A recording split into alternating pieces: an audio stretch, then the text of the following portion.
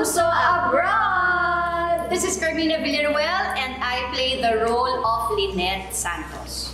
At ako naman po si Jillian Ward and ako po dito si Annalyn Santos sa Abot Kamay na Pangarap. Yes, naku, sa serye na ito, gaganap kaming mag-ina ni Jillian at sabay naming tutuparin ang aming mga pangarap. Pero hindi po magiging madali ang journey namin. Kaya sana samahan niyo po kami at supportahan niyo po kami mula umpisa hanggang dulo.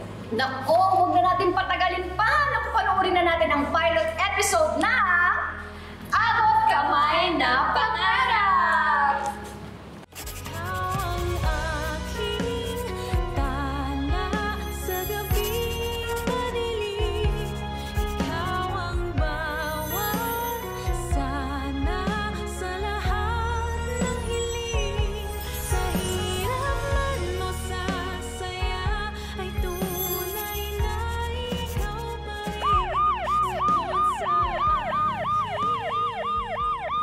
Kasalukuyang buhol-buhol ang traffic matapos magsalpukan ng isang bus at isang delivery truck sa intersection ng Estrella Avenue at Aldegar Street sa lungsod ng Quezon.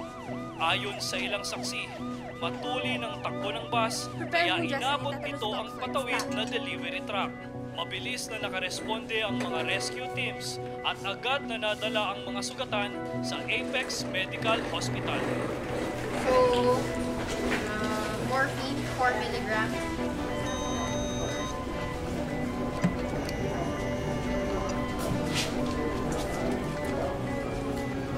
Case for Dr. Annalyn Santos.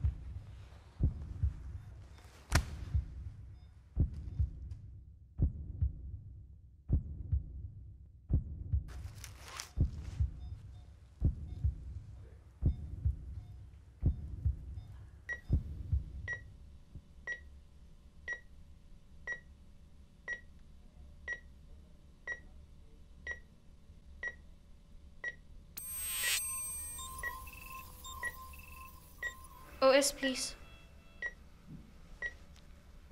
May nagsabi sa akin na kapag pinanganak ka daw na mahirap, Knife. huwag ka na daw mangarap. Nek-nek niya. Libre kaya ang mangarap. Kaya bata pa lang ako, pinakyaw ko na eh. Gusto ko po kasing makatulong. At hindi lang basta tulong. Gusto ko maramdaman nila na maaasahan nila ako. Na hindi ko sila bibiguin. Na magiging maginhawa sila at masaya nilang makakasama muli ang kanilang mga pamilya. Dahil kahit papano, nadugtugan ko rin yung buhay nila. Closing. Anya.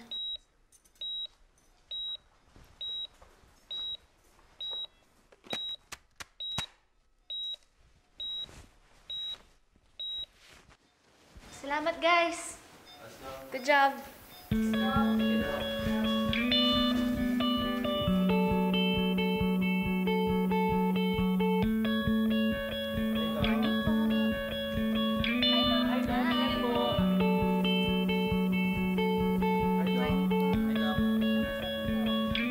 Hindi ako magician at lalong hindi po ako Diyos.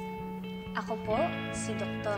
Annalyn Santos, ang batang genius noon at ngayon, ang pinakabatang neurosurgeon sa buong Pilipinas. Pero hindi naging madali ang journey ko papunta sa pangarap ko. At hindi ko maabot ang lahat ng to kung hindi dahil sa maganda, masipag at mapagmahal kong nanay.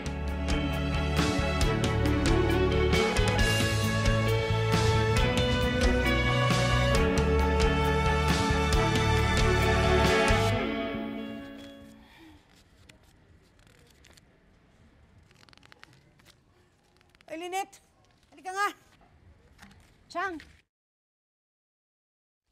Bobo ka sa lahat ng bobo sa buong mundo. Di ba sinabi ko sa'yo, ibigay mo sa akin disconnection notice? Para mabayaran ko na ito agad. Ano ito? Ano ho ba yung hawak ninyo? Last year, hindi mo ba nababasa? April 1999, ang haba ng pilang, layo ng nilakad ko. Wala rin palang mangyayari. Kasi napaka-bobo mo, yung kabubuhan mo talaga. Pasensya na po, Chang. Hanapin ko na lang po. Huwag ka nang magpanggap dahil hindi mo naman makikita yon dahil tanga ka. Bobo ka! Kung hindi dahil sa akin, saan ba kayo pupulutin ng tatay mong inutil? Ha? Huwag ka nang mangarap. Hindi bagay sa'yo mangarap dahil tanga ka. Walang mangyayari sa buhay mo. Chang, libre lang naman ho mangarap eh. Si tatay nga yung pangarap. Nangarap ang tatay mo, pero hindi natupad. Bakit? Dahil ang pangarap hindi para sa mga bobo at mahirap na katulad mo. 24 anyos ka na, hindi mo pa ba alam yon? Yan. Chang, Akin na yan. Akin na to, dahil nasayang yung pamasahe ko.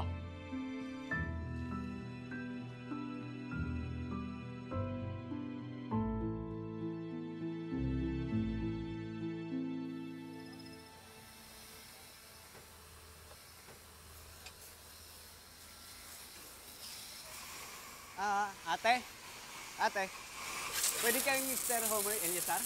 Ah? Ay, amo ko po yun. Pero wala po siya dito eh. Ma-receive na lang po. Papirma na din. Saan po ako pipirma? Ayun po, nakalagay. For signature po siya. Then palagay na rin po ng date.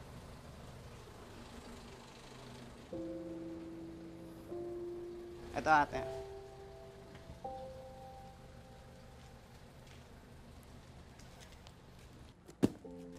Ano ba naman yan ate? Di mo iningatan no? Ang laki-laki ng nakalagay, fragile.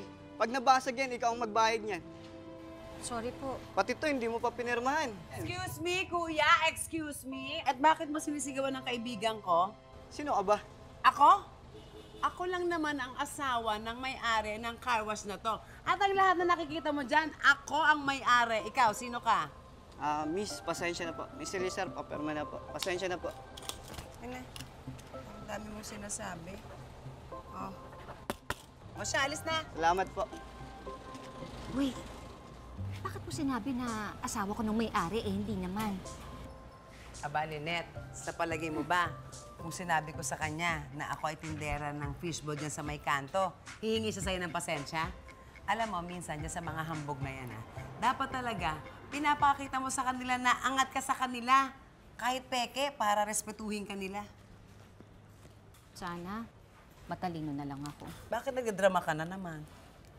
Alam ko na. May sinabi na naman yung tiyahin mong masama ang ugali sa'yo, no? Hindi.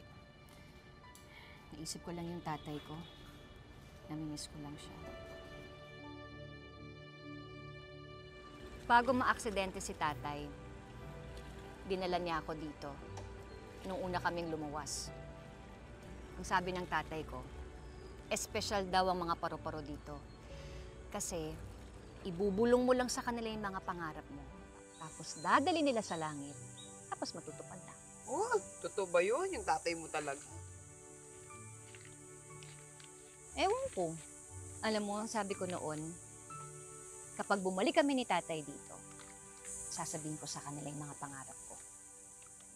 Kaso, hindi na kami nakabalik dito ni tatay magmula nung na-aksidente siya.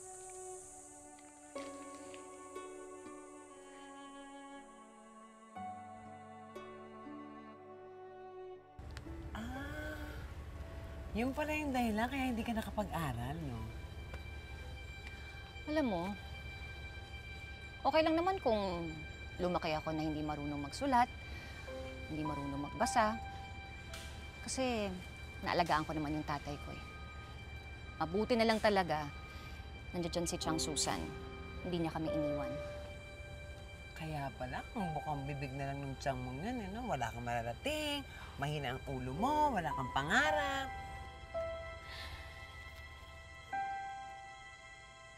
Pero baka nga totoo yung sinasabi sa akin ni Chang. Diyosa, wala naman kasi akong pangarap sa buhay. Ang gusto ko lang, maalagaan yung tatay ko. Yun lang. Teka muna, Pero yung tatay mo, di ba, 3 taon nang patay? So, ano na ngayon ang plano mo? Anong gusto mong gawin? Anong pangarap mo? Hindi ko alam. Basta ang gusto ko lang magtrabaho na magtrabaho para sa ganoon kahit papano, mabayaran ko yung utang na loob namin kay Chang Susan. Yun lang. Hala ka! Lynette, ano ka ba? Hindi ganun yung pangarap, no? Hindi yung magtatrabaho, tapos magbabayad ng utang na loob kay Chang. Hindi ganun yun. Pero, sabihin ka sa akin, may alam akong pangarap mo. Hmm? Ano? Si Sir Chinito? Tumigil ka, hindi totoo yan, ha? Ay, naku. Alam ko naman na gabi-gabi ay inaantay mong lumabas yun dun sa bar. Tignan mo, namumula-mula yung dito mo. Tumigil ka, hindi totoo yan, ha? Alam ko na, mamayang gabi, magbihis ka ng magandang-maganda. Mag-ayos ka talaga. Malay mo naman, mapansin ka na ng lalaking iyong pangarap. Pwede ba? Tigilan mo nga ako. Ayoko, ha? Hindi. Hindi ako pupunta dyan.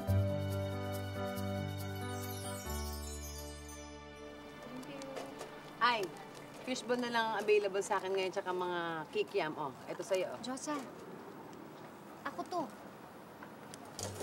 My friend!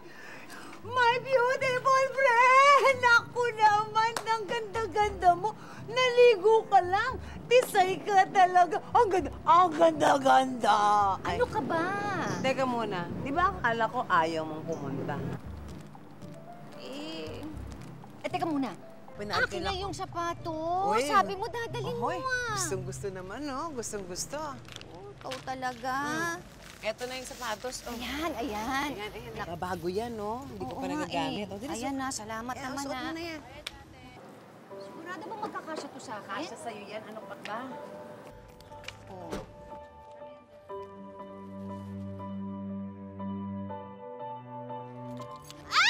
Uy! Ano ka ba? Bakit mo ako tinulak?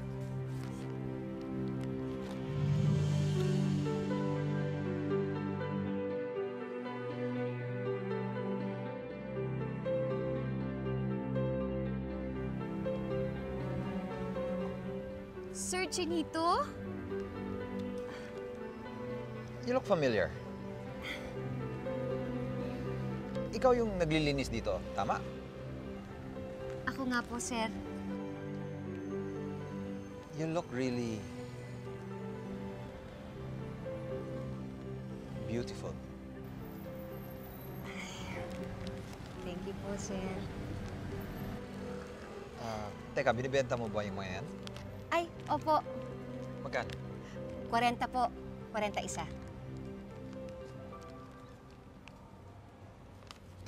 Kunin ko na lahat. Ay, naku, sir. Wala po akong pangsukli. It's alright. Keep the change. Sir, kanina niyo po ibibigay yung mga bulak? Para to sa pinakamagandang babae na nakita ko ngayong gabi.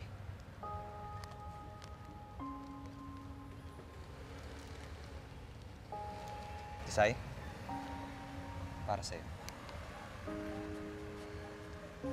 Sa akin po? Ay, thank you po, sir.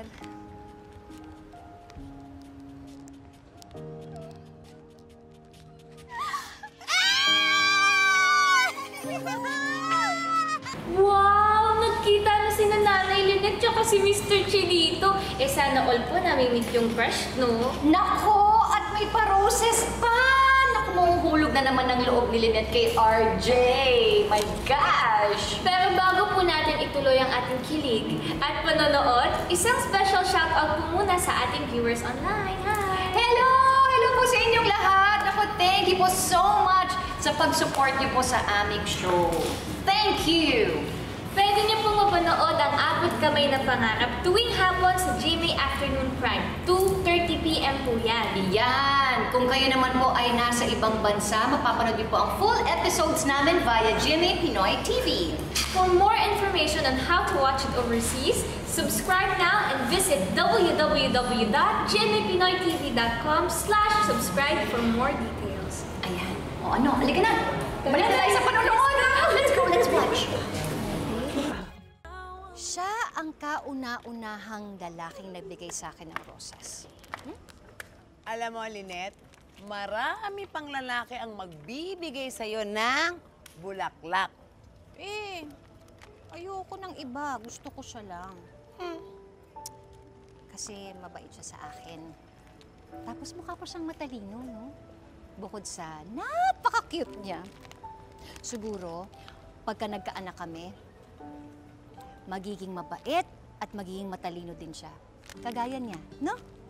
Anak agad? Eh, hindi mo pa nga kilala yung tao. Eh, kaya nga ako mag-aabang dito eh. Kasi tatanungin ko yung pangalan niya. Ah, aabangan mo talaga siya, ha? Oo! Eh, bakit? Hindi mo ba ako sasamahan? Hindi. Ano ka ba? Pagod na ako, tsaka inaantok na ako. Kung ako sa'yo, ibenta mo na lang yung mga bulaklak, kumita ka pa. Ayoko nga. Bigay to sa akin ni Sir Chinito, no? Kaya, iingatan ko to. Aalagaan ko to. Tsaka patutuyuin ko to para tumagal ang buhay nito. O siya, mauna na ako sa'yo, ha? Mag-iingat ka, ha? O sige. Kita tayo bukas. Ingat ka din. Yes! Bye-bye! Ingat!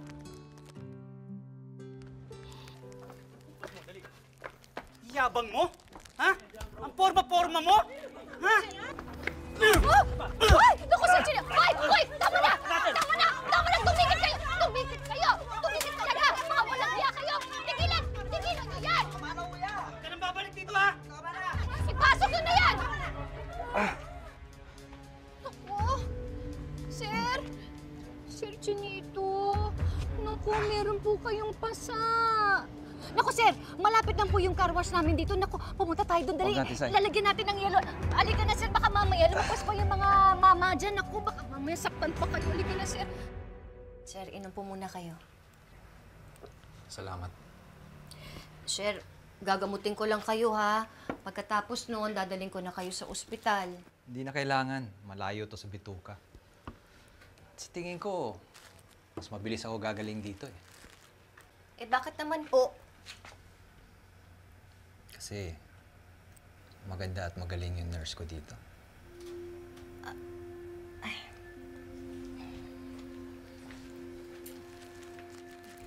Dito ka ba nakatira? Ay, sir, hindi po. Nakatira po ako sa may barangay Tiktikan. Diyan lang po sa may Looban 2. Ako po kasi nagtatrabaho dito. Tiga bukas, tsaka tiga sara ng car wash para po sa mga tao dito. First to come in, last to go home. Sipag ka pala, Tisay. Kailangan po, sir, eh. Mahal po kasing tumira dito sa Maynila. Lumipat po kasi kami ng madrasta ko dito. Galing po kami sa Isabela. Magmula po nung namatay yung tatay ko. Ilang years ka na dito sa Manila? 3 taon po.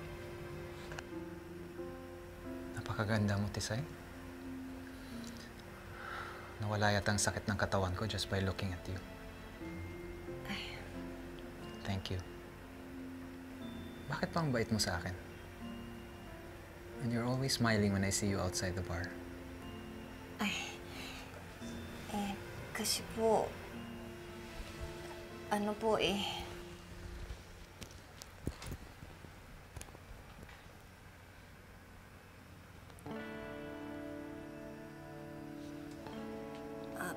sir, baka po may magalit sa inyo. Baka po may girlfriend po kayo.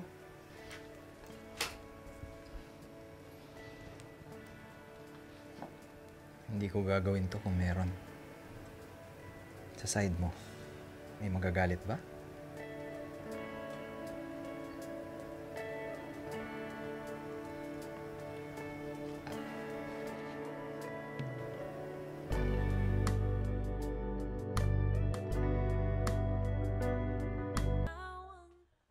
Ano, Lynette? Isinuko mo na ang perlas ng silangan. Huwag kang mga maingay. Baka marinig tayo ni Chang. Ay, sorry. Teka, kailan? Saan? Paano? Bakit? Ay, kamusta? Kinaya mo? Ay, naku. Basta, sa amin na lang ni Sir Chinito yun. Diyosa, may boyfriend na ako. Boyfriend? Boyfriend agad? Eh, di ba ganun yun? Eh, kasi may nangyari na sa amin eh. Ewan ko. Pero kasi sana, nagpaligaw ka na muna. Teka muna. Kailan na kayo ulit magkikita? Kailan tayo magkikita ulit? Hindi ako sure. Baka in a month? Isang buwan? Ang tagal naman nun. Ano ba daw kasi ang trabaho niya? Hindi mo alam? Siguro naman to alam mo. Ano daw ang pangalan niya? Sandali. Hindi mo ba kasi sinasabi sa akin yung pangalan mo? Ako nga pala si Lynette. Ang ganda ng pangalan mo, Lynette. Sigurado mapupuyat ako sa kakaisip sa'yo.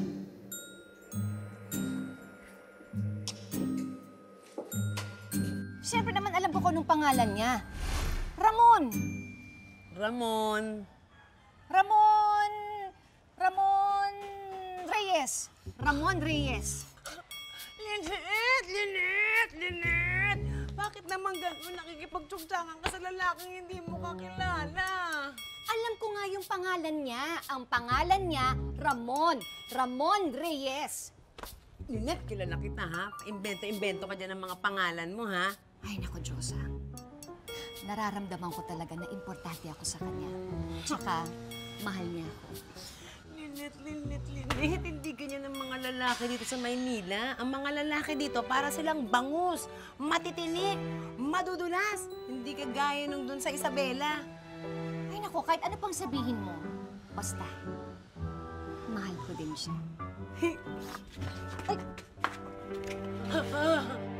Lord, tulungan niyo po ang kaibigan ko, Lord. Hindi niya ho alam ang Diyos, sinasabi. tumigil ka na nga dyan.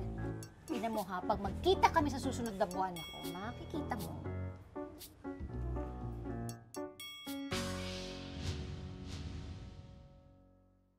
Ang ganda-ganda mo ngayon. Bihis na bihis ka. Bakit? Anong meron? Ano yan? Kasi isang buwan na kaming mag-boyfriend ni Sir Chinito. Ang sabi niya, pagkatapos daw ng isang buwan, makipagkita siya ulit sa akin. Kaya ito, nagbihis ako. Naniniwala ka talaga nang pagpapakita pa sa Sir Chinito? Oo. Kaya nga ako Oh.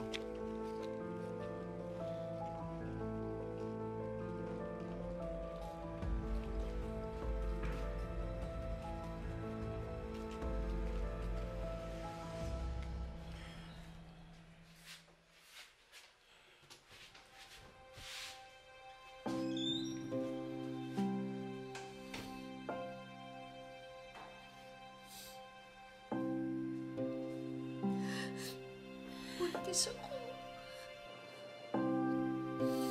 Ano gagawin ko?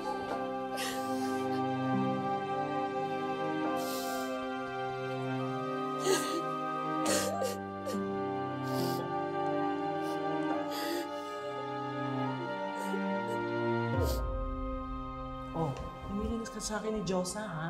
Basta inumin mo na lang mga reseta na ibinigay ko sa'yo. Okay? Sige po. Congratulations sa baby mo, ha? Salamat po. Ano na ako dyan? Bye-bye. Sige, Doc. Mauna na ako.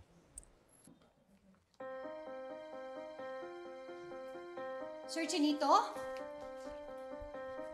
Sir Chinito? Sir Chinito? Sir Chinito! Sandali! Sir Chinito! Morning. Sir Chinito! Sir! Sir Chinito! Excuse me, ha? Miss, sandali lang. Sir Chinito, ang tagal kitang hinintay sa bar.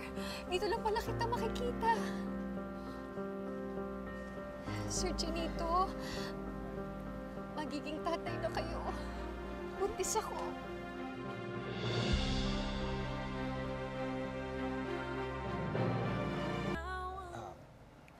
Miss, imposible yung sinasabi mo. Anong imposible? May nangyari sa ating dalawa.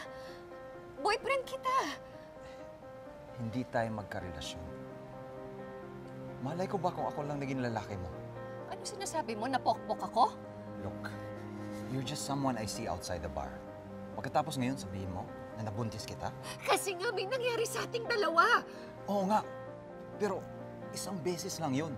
Malay ko ba kung piniperahan mo lang ako? Hindi kita piniperahan. Mahal kita. Alam mo, huwag mo na akong guluhin. May asawa at anak ako. At hindi ko sisirain ang pamilya ko para sa'yo.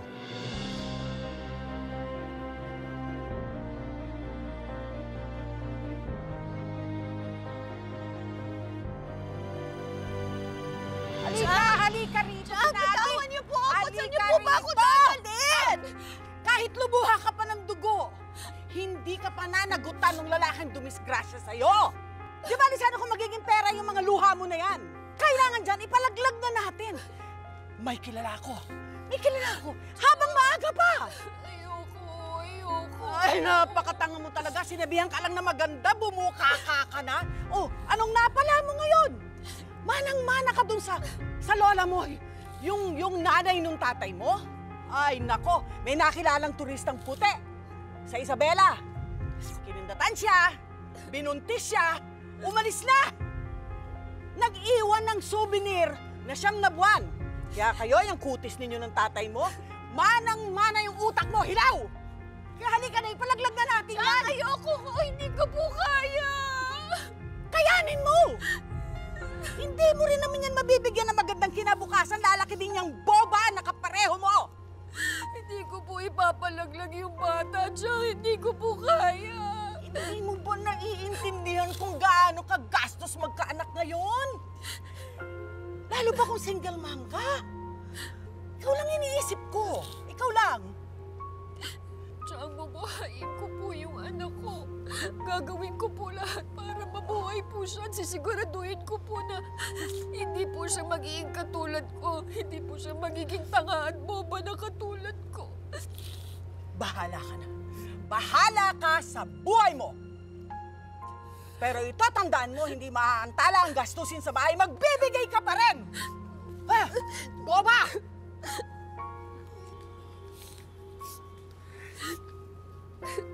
Sa palagay mo ba, kaya mo talagang bumuhay ng anak mag-isa?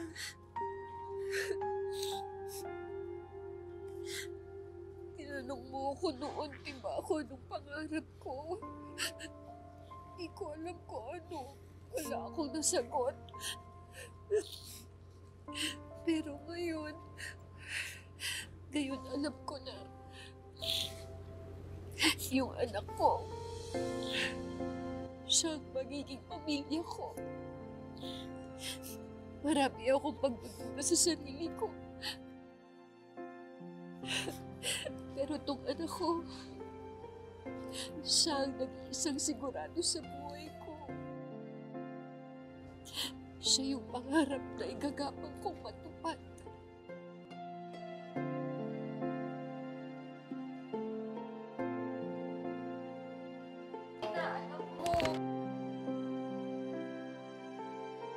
Ako na bahala sa sasakyan ko, ha? Ay, opo, Dok. Ako na pong bahala. O sige, may tatawagan lang ako. O, sige po. Sir, good morning po. Good morning. Sir, may promo po kami ngayon. Kapag ang kukunin ninyo, yung deluxe car wash, meron po kayong 20% off para po sa paint restoration. Pwede yung basic car wash na lang kukunin ko. Ay, o sige po, sir. Wala pong problema. Ako po maglilinis ng kotse nyo. Ha? Ikaw? Ako po. Yun po yung trabaho ko dito. Miss, matanong ko lang kayo, ilang buwan na ba yung dinadala ninyo? Ay, sir, kabuwanan ko na po ngayon. Eh, wag po kayong mag-alala. Kayang-kaya ko po yan. 30 minutes lang, kaya ko pong linisin yung kotse nyo. Hindi naman kaya mas mabuti kung magpahinga ka na lang?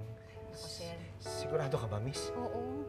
Kayang-kaya ko po yan. Eh, kailangan ko pong magtrabaho eh. Wala po akong maaasahan. Wala po kasi akong asawa. Wag po kayong mag-alala. Kayang-kaya ko yan. Meron ko ba kayong gustong inumin? Okay lang ako. Sigurado ka, ha? Ay, oo, sir. Ako ang bahala. Diyan lang po kayo, ha? Dali lang po. Kuya, may scoba ba kayo? Ay, miss! Miss! Okay ka lang? Miss! Hari! Bakit? Anong nangyayari? Hari! Marlon! Kuya, patulong! Miss! Miss, anong nararamdaman mo? Manganganak na ako! Ha? Manganganak na ako! Si Doc! Tawagin niyo si Doc! Tuwalya, bilisan niyo na maihiga natin siya! Here? Oo, dito na! Hindi na niya kaya eh! Higa na natin. Dahan-dahan lang. Pa! Ayun na, malapit na. Lakasan mo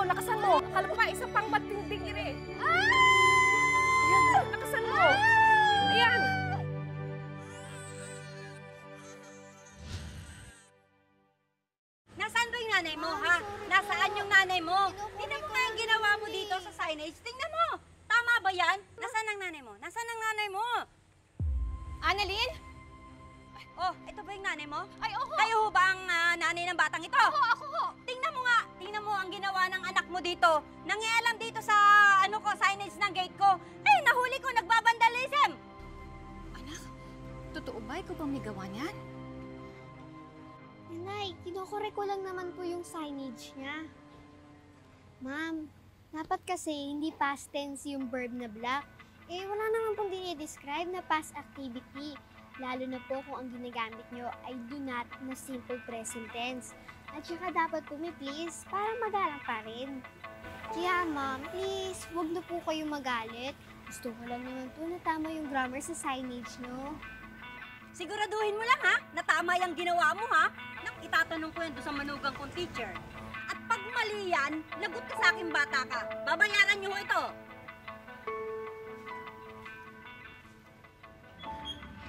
Ikaw naman bata ka?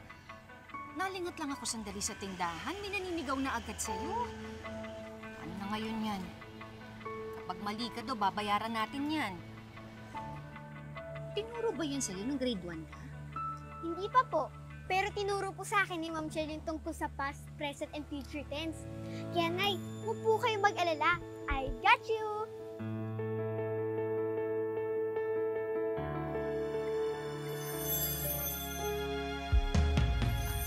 Kamay sa akin ay nabigay kahulugan. Lumalaban ako upang ika'y gabayan. Lahat ng makakaya ay sa'yo ibigay. Inipon ko to para sa'yo. Lynette, nagtaas ng singil ang kuryente at tubig. Kailangan magdagdag ka ng 1,000 sa binibigay mo sa akin. Techi kasi, uuwi na ng Tacloban sa susunod na buwan. Naisip ko na, ikaw na lang kaya pumalit sa kanya. Kaya Nay, kailangan niyo po talaga matutong magbasa. Tutulungan ko po kayo. Ikinalulungkot ko pong sabihin na may nakitang tumor sa utak ninyo. Papagahuto po natin yung sakit niyo, Nay. I got you po. Dalangin, pangakong habang buhay ay hindi pagkakawalan. Nandito lang ako habang ika'y nariyan. Ay, grabe naman. Napakagaling naman talaga ni Annalyn. Naku, bukod sa gifted child, naku, may mabuti din siyang puso. Syempre po, napalaki ng tama ni Nanay Lynette niya. At guys, lalo tuloy ako na-excite sa mga susunod na mangyayari. At mapapanood nyo na po ang full episodes ng Abot Kamay na Pangarap mula Lunes hanggang Sabado sa GMA Network. At sa mga nasa abroad naman po, naku, mag-subscribe lamang po kayo sa GMA Pinoy TV. Just visit gmapinoytv.com/subscribe for more details. At sa ating GMA Pinoy TV subscribers sa USA, Canada, Singapore, and Hong Kong, you can now watch Kapuso shows on the go. Yes, just download the mobile app of your paid TV provider and enjoy TV everywhere. Goodbye, mga Kapuso!